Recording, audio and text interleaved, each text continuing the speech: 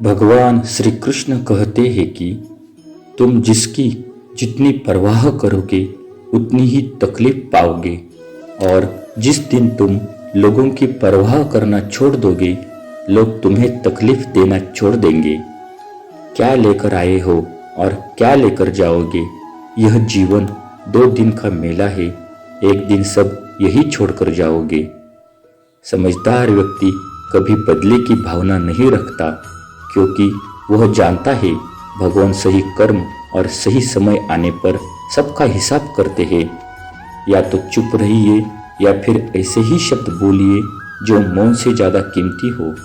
सत्य अपने लिए रखना, प्रेम दूसरों के लिए और करुणा सबके लिए रखना, यही जीवन का व्याकरण है। जो इरादे का पक्का और मन से साफ हो, दिल उसको दो जो सूरत से नहीं दिल से अच्छा हो। स्पष्ट बोलने वाला व्यक्ति एक अच्छे कांटे की भांति होता है। इसमें थोड़ी देर के लिए दर्द जरूर होता है, लेकिन फायदा जिंदगी भर रहता है। श्री कृष्ण कहते हैं, किसी भी कार्य में जल्दबाजी मत करो। जल्दबाजी आपको भटकाव की ओर ले जाएगी। भटकने से अच्छा है कि थोड़ा रुको, समझो और फिर चलो। आपका दिमाग एक भट्टी की तरह है जो हर समय आपकी अनंत विचारों की ऊर्जा से गर्म रहता है। अब यह आप पर निर्भर करता है कि आप इस ऊर्जा का उपयोग किस तरह करते हो। लोग कहते हैं कि हमेशा व्यस्त रहो। अच्छी बात है, लेकिन व्यस्त रहना ही काफी नहीं है। महत्वपूर्ण यह है कि आप कब और किस कार्य में व्यस्त हो।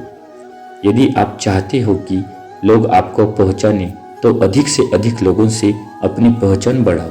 यदि आप चाहते हो कि लोग आपकी बात माने तो लोगों के दिलों में जगह बनाओ। और यदि आप चाहते हो कि लोग आपको हमेशा याद रखें तो कलम उठाओ और कुछ नए विचार लोगों को दो। अगर आप अच्छे कार्य करते हो तो दूसरों के सामने अपनी तारीफ कभी मत करो, क्योंकि यदि आपके कार्य वास्तव में अच्छे हैं तो आपके कार्य ही सबको बता देंगे कि आप कैसे हो। सफल लोग खुद अपने बारे में नहीं बोलते, उनकी कार्य ही उनके बारे में बोलते हैं। अपना मुंह खोलने से पहले अपना दिमाग खोल लेना बहुत जरूरी है। अर्थात जब भी आप जहाँ भी बोले, पहले खुले दिमाग से सोचे कि इसका परिणाम क्या होगा। यदि परिणाम अच्छा हुआ तो तुरंत बोल दे।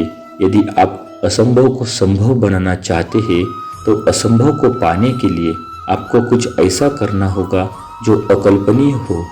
यदि आप ऐसा कर सकते हैं तो आगे बढ़कर कुछ नया और अब तक जो सोचा ना गया हो ऐसा कुछ कीजिए। आज दुनिया को एक ऐसे इंसान की जरूरत है जो इस दुनिया को बदल सके। आप भी ऐसा कर सकते हैं।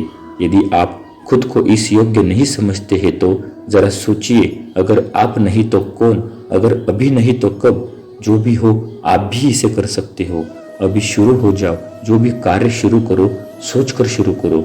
यदि शुरुआत कर दो तो बीच में उस कार्य को किसी भी वजह से मत रोको, क्योंकि जब आप पीछे जाकर किसी दूसरे कार्य को शुरू करके फिर वही पहुंचते हैं जहां आपने पहले वाला कार्य छोड़ा था, तो जरा सोचिए, इससे कम मेहनत और इससे कम समय में आप पहले कार्य को पूरा कर सकते थे।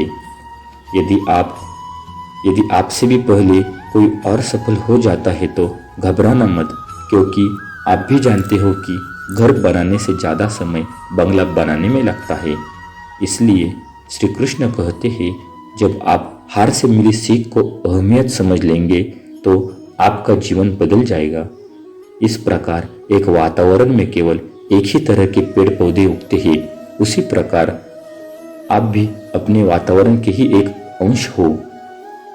यदि आप अपने आप को बदलना चाहते हैं तो सर्वप्रथम अपने वातावरण को बदल लीजिए।